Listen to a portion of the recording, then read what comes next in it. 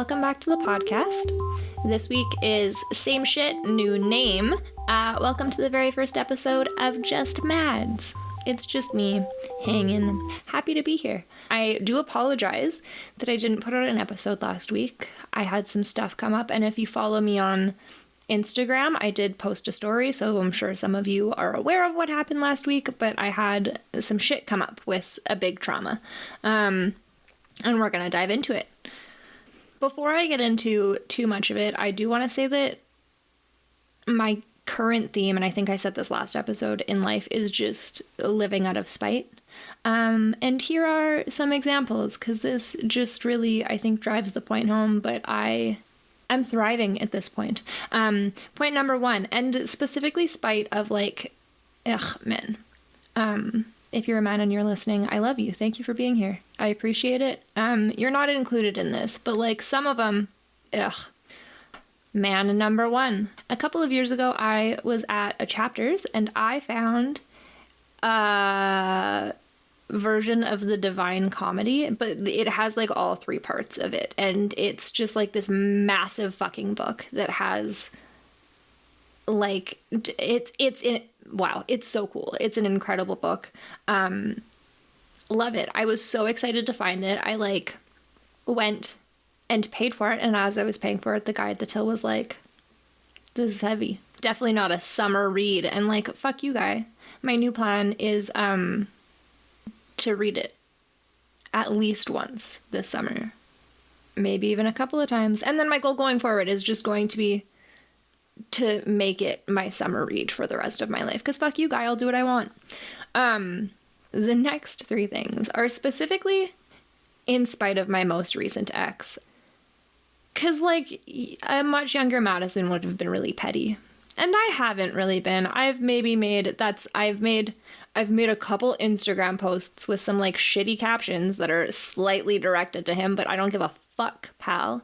Other than that, I really haven't done much, I actually would say that I have protected his feelings quite a bit. So these are just things that sometimes I do them and it makes me giggle. And then one of the things I'm doing specifically in spite of him, thing number one, and this is just so stupid, but I always set my cruise to 109 because in my mind, if I'm going 10 kilometers over the speed limit, a cop can pull me over. So I always set my cruise control to 109, and that drives him fucking crazy. And I will continue to set it at 109 for the rest of my life, just purely in spite.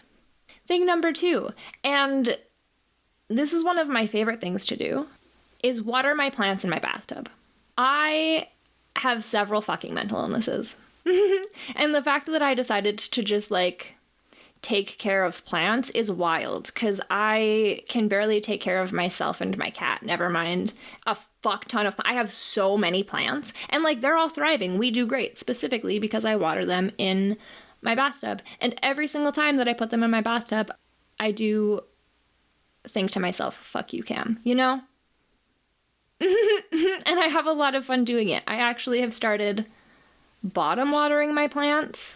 So I just fill my bathtub up with a couple of inches of water, and then I put half of my plants in at a time for 15 minutes, and then I drain it, and then I let them sit in there for a little while and drain the water out. And we are all so happy with the routine that we have.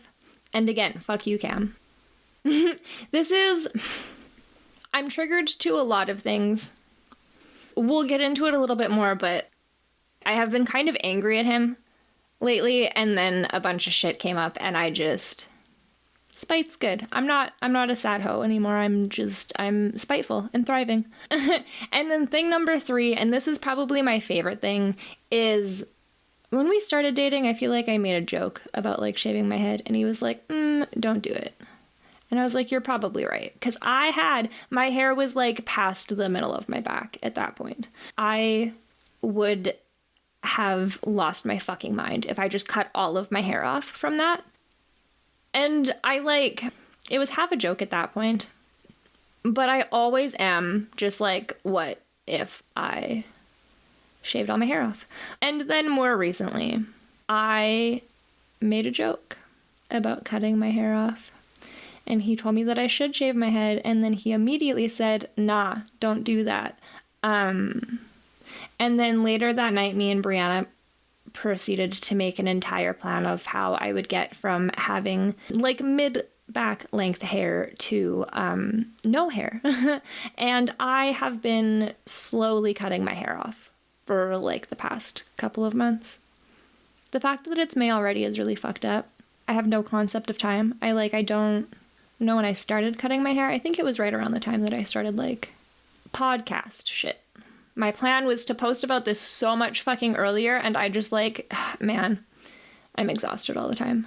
So I've been cutting my hair off. And Brie made a comment. We don't know when, but between the last time that I cut my hair and last Friday. And they just said that they're waiting for the day that I cut my hair above my shoulders. And I was at work when they said that. So I'm like, all right, bet. Because to me, my hair wasn't that much longer than my shoulders. And then I got home and I looked at it, and it was like a good couple of inches. Probably like 2, maybe. And then on Friday, I ordered new scissors on Amazon because I've been using like really shitty scissors. So I ordered like actual hair cutting scissors. And then I cut my hair. And it is, almost all of it is above my shoulders. There's like, the bottom layer is just a little bit past shoulder level. But I cut so much of my fucking hair off. And I didn't even mean to. Wasn't intentional. Just happened. The length is fucking adorable. It's good. I'm having a great time. I am really vibing with cutting my hair, and I'm really vibing with how it's turning out. The whole plan was to cut it so that it'll like curl properly, because I didn't know that I had actually curly hair for like fucking most of my life until the last like 3 years, maybe 2. Yeah, so doing hair shit. I'm gonna post stuff about it on my Instagram because I have been meaning to, and I haven't yet. So at some point. So that's just me hanging out, living in spite. And I feel like that's kind of just the energy that I have had for the last little while, is just like spiteful and angry and like chaos and anarchy. And it has been good. It's been fun. I'm really vibing. I missed it a little bit because anger is not something that I like to feel. So I don't normally let myself, but like I'm having a good time. Before we get into the trauma, this past weekend was Mother's Day. And I actually entirely forgot until a friend brought it up because they were having a hard time with Mother's Day. But on Mother's Day, I woke up and I saw something, and like I do this fucking thing where when I see stuff on social media that I know is gonna piss me off, I just like, I have to go into the comments and read them. And I fucking shouldn't. I literally should never look at the comments. Like 2% of the time it turns out any sort of positive, and the rest of the time I'm just heated for no fucking reason. But this post, I think it was on my Facebook, was just this article about like a TikToker saying that if your child goes no contact with you, that you have failed them, and that you had one opportunity to like be a parent. And I didn't click into the article. I have no idea what the fucking contents of it was, but I did read a lot of the comments. And I don't know why I read the comments, because it was some people being like, yeah, you being a shitty parent doesn't entitle you to like me doing the emotional labor to fix it. But the vast majority of the comments were people whom I would assume have children that don't fucking speak to them. And they are just going off about how there are endless reasons as to why children might stop talking to you, and like that's on them, and that's on their personality, and that's on just like literally all of this shit. All of this shit that is entirely avoiding the fact that like, hey man, maybe if you were a good parent, some of that shit wouldn't exist in their lives. I'm just fucking saying, you know, I know specifically in my case, if I feel bad lumping Stacy in to this because we have a better relationship than ever, but that does not negate how fucking brutally terrible she was as a mom as I was growing up. She's a cool mom now that I don't really need her. But like when she was my primary caregiver, it was really fucked up. It was a really fucked up situation for me to be in as a child. So I feel bad lumping her in with the Mark of it all, because like he's really something else. And I think that this gets me so heated because a lot of it was like, you need huge excuses and reasons to not talk to a parent. And like, as I say that, Mark has done some fucked up shit in my life. Just because there's bigger trauma and he wasn't my primary caregiver doesn't mean that he didn't traumatize the fuck out of me. And like, I say that he wasn't abusive, but he was absolutely fucking neglectful. And I don't know that he wasn't abusive, you know? And he was definitely manipulative. And like he groomed my mom and then also set me up to be groomed by men. By the way that he showed me any sort of fucking love or value. Like he really did put me in a position to just be continually fucking traumatized by men. And that was really fucked up of him. And it doesn't matter. It doesn't matter about anything else. I don't want to fucking deal with it. And that's my right. There's a contrast in my parents because Stacy was abusive, but like there for me and around and like didn't have a fucking choice because she was a single mom. And Mark, like, didn't abuse me, but he did actively neglect me. And leave me in very dangerous situations. And put me in dangerous situations. And set me up to continue putting myself in dangerous situations. And, like, the reason that I can continue to have a relationship with Stacy, and, like, this almost didn't happen at a point. There was a point where I had to distance myself and like stop telling her anything because I couldn't fucking contribute without being really fucking hurt every time we did. But she is like fucking growing and putting in an effort and like understands. And we don't talk about much, but there is a genuine effort there. And like things have gotten a lot better and we don't necessarily need to talk about things. This is going to go on to something else with Mark. At one point, I would have been 16 or 17. I was at his house. One of the like rare occasions that I actually fucking saw him. And he just like very out of the blue asked me if there, and I don't remember exactly the words that he used, but asked me if there was anything that I was holding on to that he had done that he could apologize for. And in my teeny tiny little teenager brain that just like wanted my fucking dad to care about me, I took that as a step from him. And I think that actually is why I continued to like make the effort with him for so long, because that seemed like a step to me.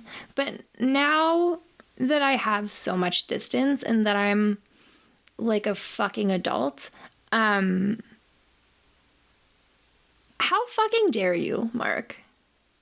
How fucking dare you do all of that shit to me and then not even consider if I felt safe enough to be vulnerable to answer that, but then also to put all of the fucking emotional labor of your shitty parenting on your teenage fucking daughter that literally just wanted a connection, that was just there to spend time with you. How fucking dare you, Mark?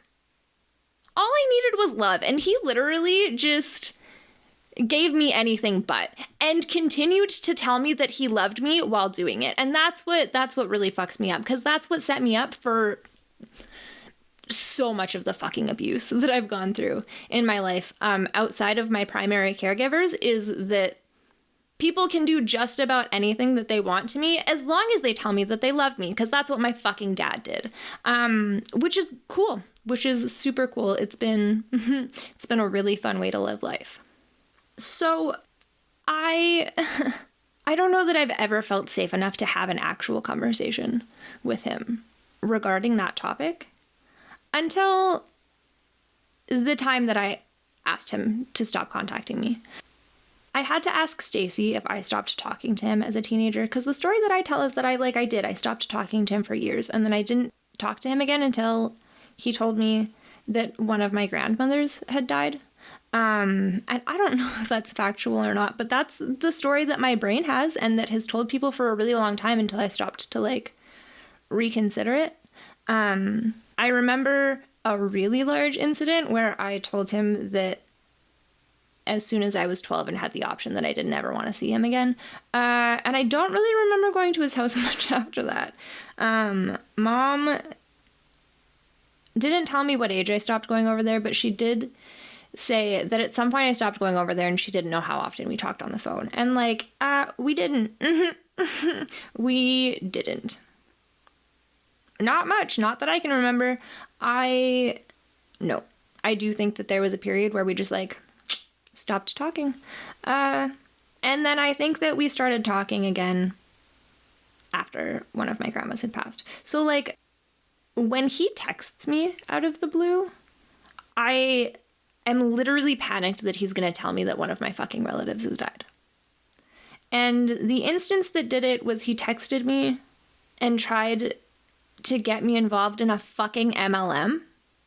And he really did pop up out of absolutely fucking nowhere. After having some really fucking gross opinions about some things that like he knows are directly, and being loud about them. Sorry, he was very loud about his incredibly disgusting opinions. Knowing full well that those were things that very much affect me. And also the health of his direct family members, which was really fucked up of you, Mark. And, you know, if I had sent any of these messages, I feel like I was pretty defensive off the bat, because like that's how I tend to get with him at this point.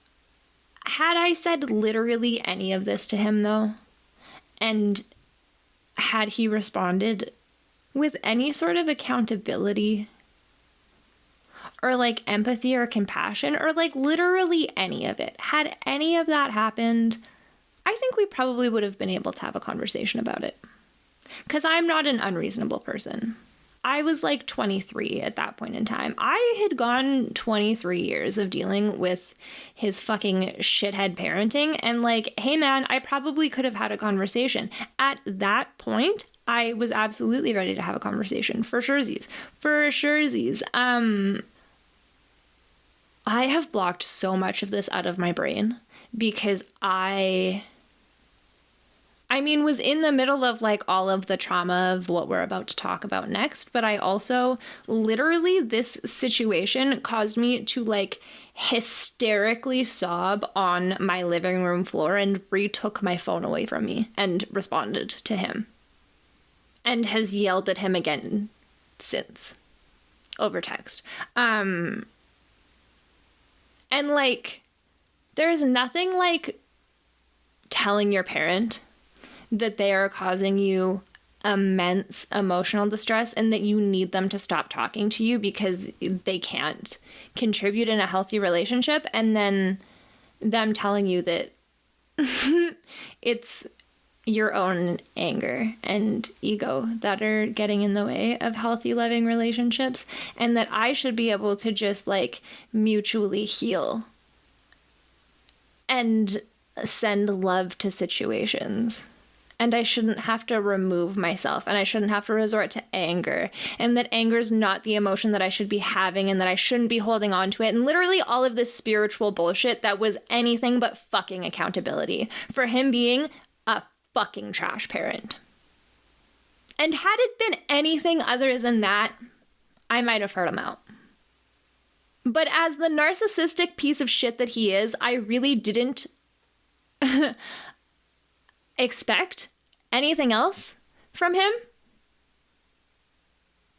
And like, hey man, at least he's fucking consistent. He has been popping up on my Instagram like as a suggested follower, and I hope he hears all of this. I hope he hears all of this, and I hope that he knows that he will die daughterless. And I hope, honestly and fully, that he's miserable. And that's not a thing that I hope for a whole lot of people, except for this one. And one other one, which is a fantastic segue. We're going to get into the trauma. I've recorded like a couple of episodes about this trauma, and I told you guys that I was going to post it like right at the beginning, and it's all been really heavy, and like it's one of my like top 5 traumas, probably top 3. Honestly, I'd say it's probably the number 1 trauma because it really fucks me up. I'm trying. It doesn't matter. It doesn't matter what I say because I have a plan, and like I hope he hears this as well. I did say that I was going to refer to him as Kyle, and his occupation is just business guy, and like those just specifically because there are other details that I will have to share, and also because he's a little bitch. I'll protect his identity a little bit. He really doesn't fucking deserve it, but like I will, specifically to protect myself. A previous partner that I lived with sexually assaulted me and got me pregnant.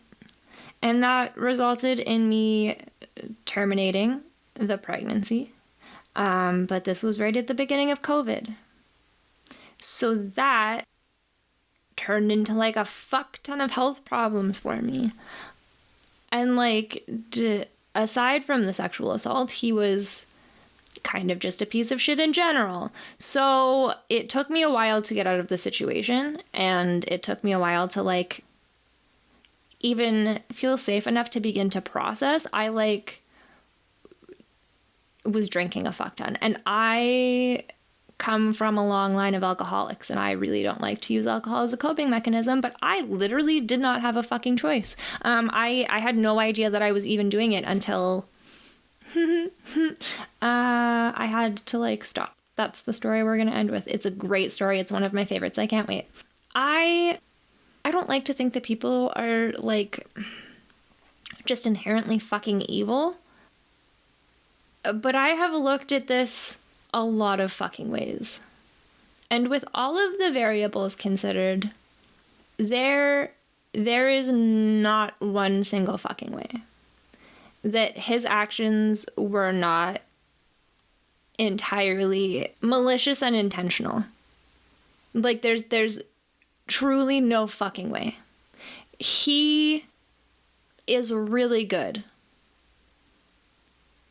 at acting like a complete fucking idiot, but there is literally no way that he could be that fucking stupid and function. And I think that if his business guy clients knew that he played himself off to be that fucking stupid, I don't think that they would be his business guy clients anymore. I think that they would probably not want him handling their shit. And like, that's fair, because he truly is either like a fucking monster or just the world's stupidest fucking lamppost. Like there's only 2 options. And I can tell you definitively that he's not a fucking idiot. He's not. He's a smart guy.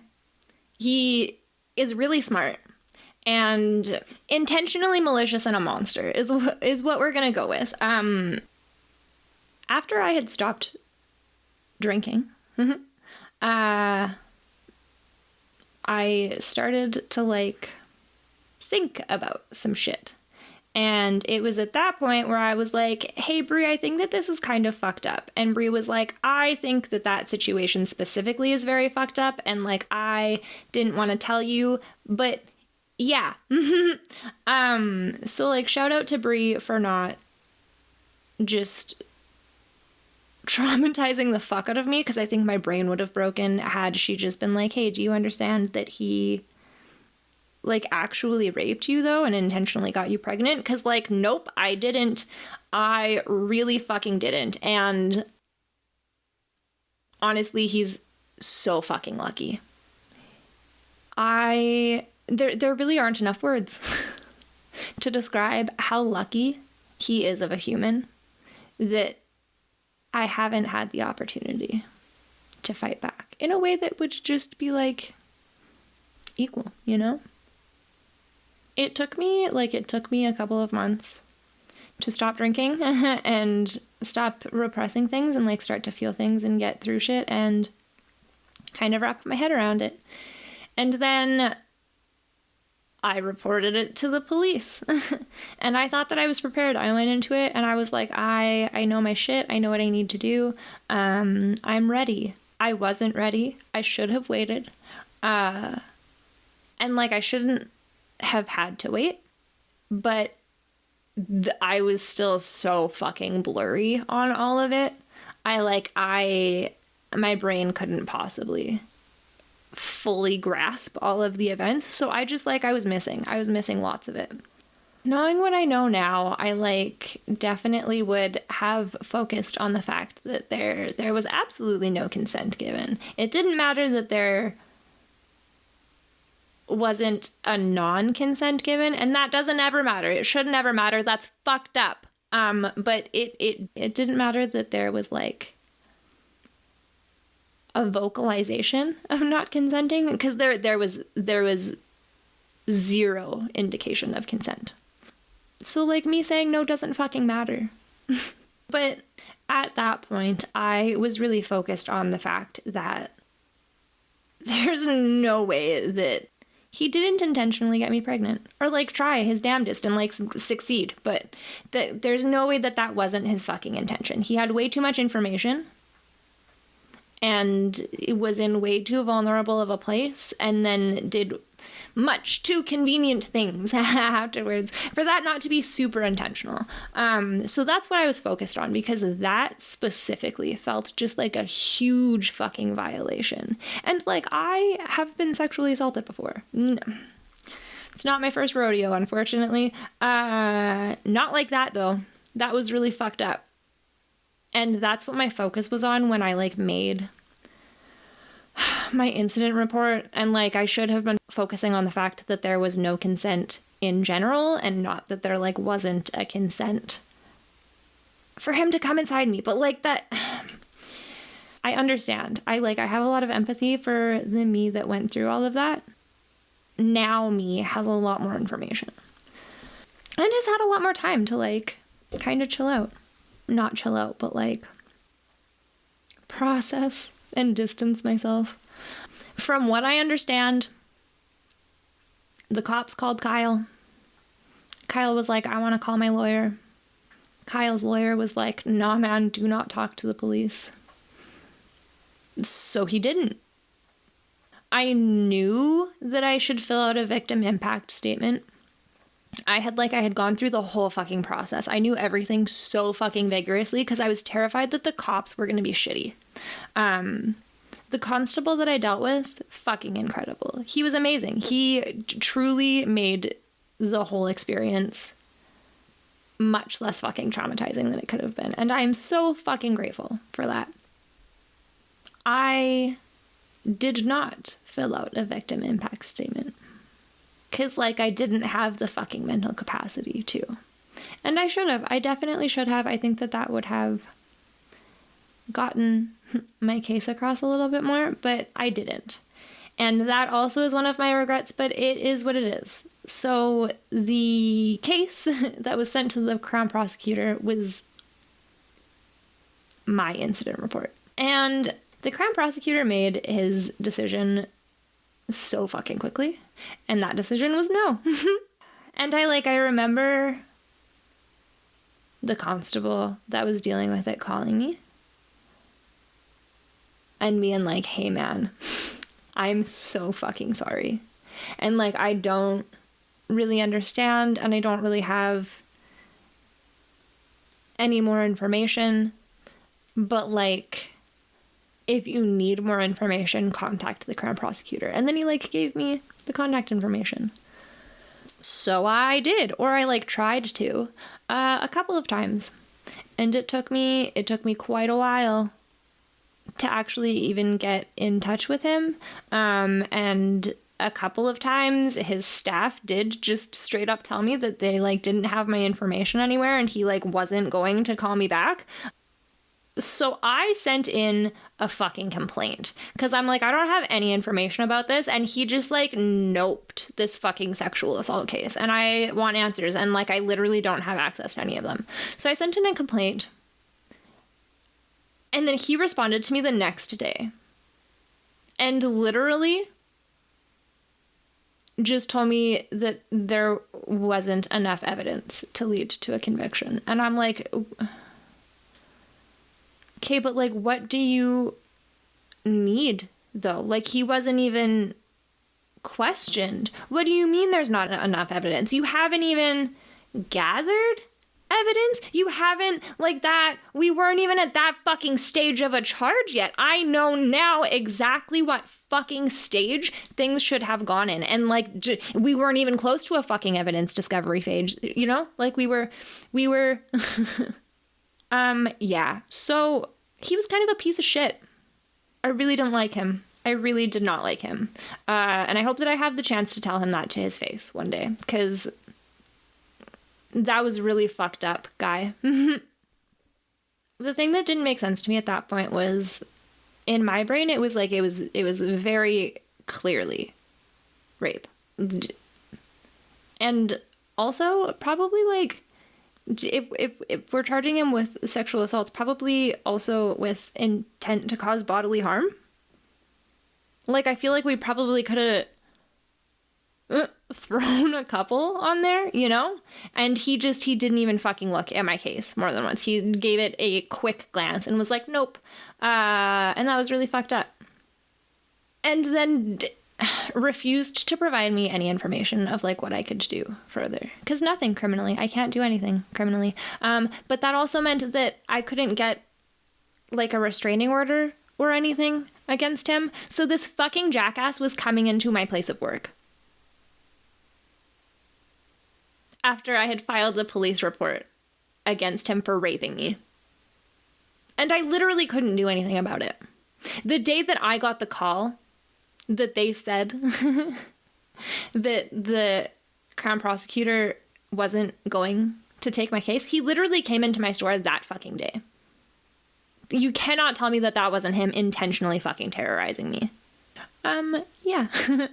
Super fun times.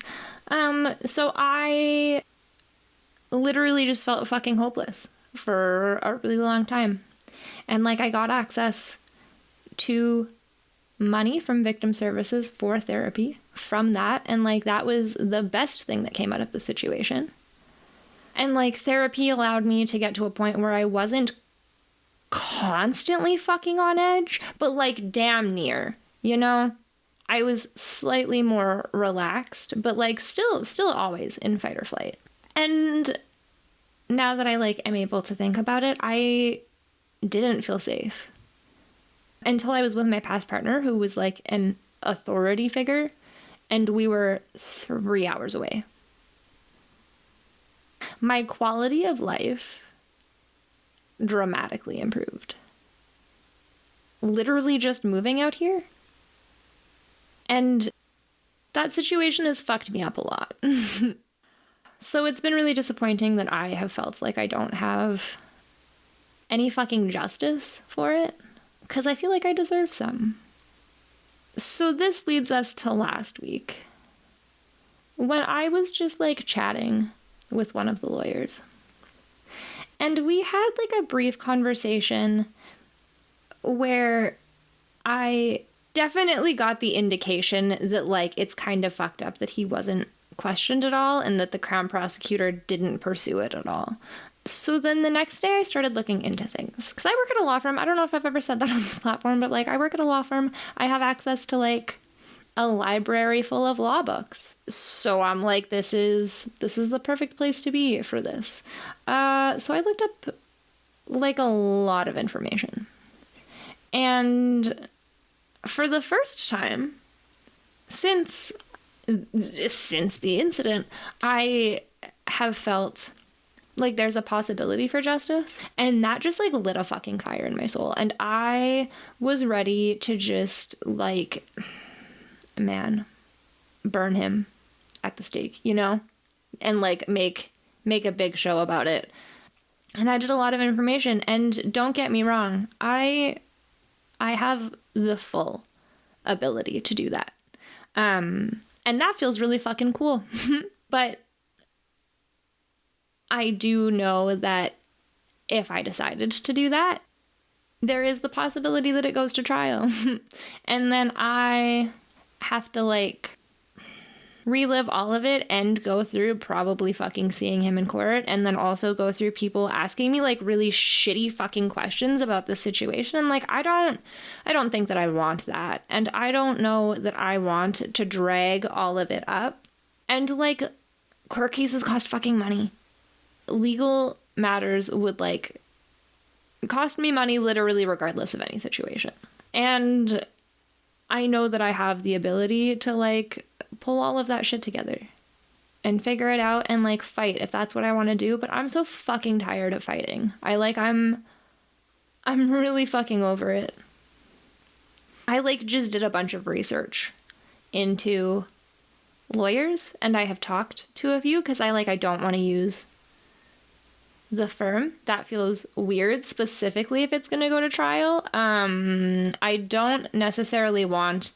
It would probably be the partner, the one partner that I don't work with often, that would be the best equipped to represent me in this. And, like, this isn't information that he needs to have and needs to, like, question people about in court. So, like, not my firm.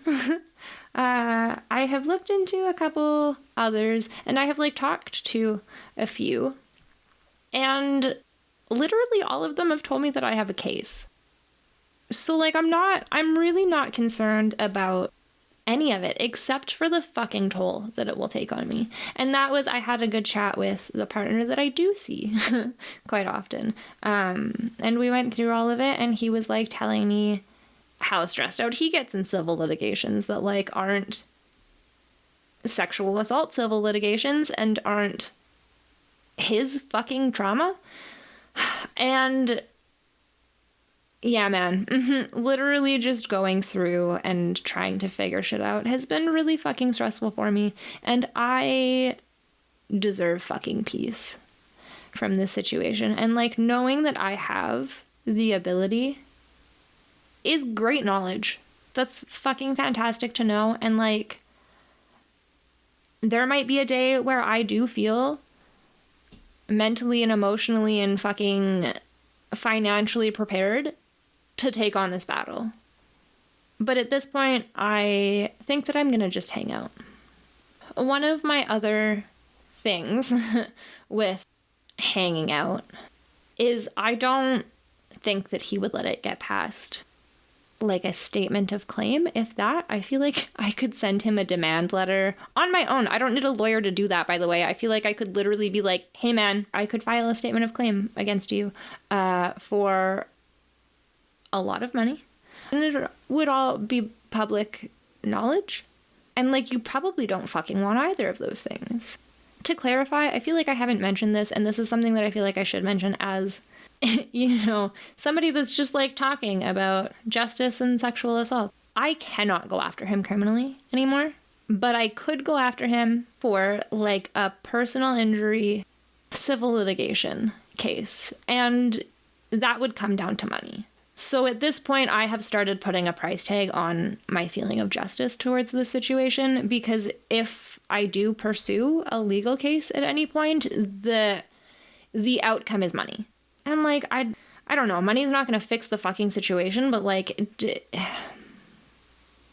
it'd feel good to take his money. I'd like to do a lot worse in his life. So, like, him just paying me even, like, a small portion of what the damages he fucking did to my life are worth is fine by me. I'd be reasonable. I'd be so reasonable. And I don't think that he'd let it get very far at all, but I don't want to take that risk and then, like, be stuck in a fucking trial that I don't want to deal with. Like, I really don't. I do know that it's incredibly fucking common in settlement agreements in like situations such as this for there to be confidentiality clauses, and that's not something that I'm willing to do. And that is like a big deciding factor on why I'm just gonna hang out and not pursue anything for now, because like I will be talking about this freely, and I will remove his like key identifying features, but I'm not entirely fucking removing him from this situation. There are variables that play into it, and he doesn't fucking deserve protecting. And I'm not signing anything that says that I can't fucking talk about it, because fuck that, you shouldn't have raped me. There are consequences to your actions, and that's that I have a big fucking mouth, pal. It does feel good to know now, though, because I feel like I was a little bit scared to post some stuff about the situation, and then I was kind of scared to post stuff about my plan legally, but it is nice to know that I have this card to play should it ever come up that I need it. And like, I'm really not a vengeful person, and I'd really like to just be the bigger person here, but it feels nice to have like a little bit of protection, because I know that he's a little bitch, and I know that if he could, he absolutely would go after me for like defamation, and like, that's fine. You can pay me a fuck ton of money then. we can just like fucking sue each other, pal. Let's get into it. I guarantee that mine is substantially larger than yours is, and caused a lot more damage than me like talking shit to my podcast followers that have literally no idea who you are. So we're hanging, I guess. I like that's why there wasn't a new episode last week, is because I was dealing with shit. And I feel like I'm feeling a little bit better. I feel like the decision to like not pursue this has helped, because I don't have to like prepare myself to dig all of this up. I did have to go looking to make sure that I still have all of the evidence that I would need gathered on some system in my house. And it took me scrolling through literally all of my Google Photos from April 2021 to fucking present to realize that literally none of it is on my Google Photos. It's all on my iCloud. And I do have all of it. I have literally all of it, and I have all of the photos and all of the Snapchat memories and literally everything, all of my screenshots, everything from the duration of our relationship, because I didn't delete shit at that point. So it's all just on my iCloud, which I hope also terrifies the shit out of him, because I have so much stuff on there, buddy. He should be scared. There aren't a lot of people, well, that's false. I feel like people should fear me more than they do, but him particularly should live his life in fear regardless. But while scrolling through my fucking Google Photos that I didn't need to scroll through, I did get the really fun experience of scrolling through the entirety, beginning to end, of my last relationship. And that really fucked me up. So that's why I've been like a little bit more angry at Cam and all of the spite, and because there's anger there. But that's fine. Anger's okay. And I feel like I deserve to be angry. There are a lot of situations in my life that I feel like kind of do deserve anger. This is going to be a long one. I only have a few more things. I did have therapy last week, and that was super fucking helpful. I love Maureen. But I was journaling before therapy, and then she managed to bring up literally everything I journaled about. So I had to tell her that, and then she just chuckled and said that we've been working together for too long. And like, yeah. And I love that. Maureen's great. We really enjoy her. Therapy's fucking cool. I have to go to the city at the beginning of June for my appointment with my psychiatrist. And she booked me in with her before her schedule for June was even in so that I can come see her when I'm down to see my psychiatrist. And we're both just so excited for an in-person session because I haven't seen her in probably, well, it's been over a year. I haven't seen her since I moved out here. And I'm really excited for an in-person session. I really love our Skype sessions, but it's going to be good. And that's so fucking weird. Going from like just over a year ago where I was terrified to go have in-person sessions with another fucking therapist to literally just being so fucking excited to actually getting to see my therapist in person. Yeah, she's incredible. Go to therapy. I recommend it. This has been kind of a heavy one, so I wanted to end it off on something stupid and light, and it's one of my favorite fucking stories. But I was looking at shoes last night, and I'm trying to buy sandals, and I keep seeing sandals that are just like slide-ons, and they're backless, and I'm like, they're cute, but I don't like backless shoes. And it took me like quite a while of looking at shoes for me to stop and like actually reflect a little bit. And I'm like, what the fuck is my issue with backless shoes? I feel like this hasn't always been my problem. In the peak of me using alcohol to cope with my trauma after this situation, I went out one night with a pal and got super fucked up. Super, super fucked up.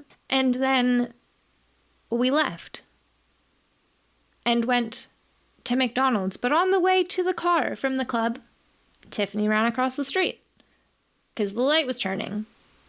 So I went to run across the street. And I was wearing like fuzzy slip-on slide sandals. And I fell in the middle of the fucking crosswalk, in the middle of the road. And I do remember men helping me up. I don't remember where the fuck they came from. I have no information about them. I just know that there were like 2 or 3 men that like picked me up off of the road. And then me and Tiff got in the car, and then we went to McDonald's, and then we went home. And then I woke up and my fucking foot was broken. I managed to break the middle of my foot, tripping over my fucking fuzzy slip-on slides while running across the fucking street. And then I had to wear a boot for like months while living in a 3rd floor apartment and like crutch me and my fucking boot up and down 3 flights of stairs. And that was a lot of fun for me. And I literally didn't ever wear those slides again, which was unfortunate because they were my favorite shoes. But that is my issue with backless shoes. And that is one of my favorite fucking drunk stories. There were some good times that came from me using alcohol to cope, and like, I don't recommend it. Breaking my foot wasn't super fun. One of my favorite stories. It really does just like emphasize the Madison chaos, and I love it. Yeah, this has been kind of a heavy one. This is also going to be kind of a long one, but I didn't post an episode last week, so I feel like that's okay.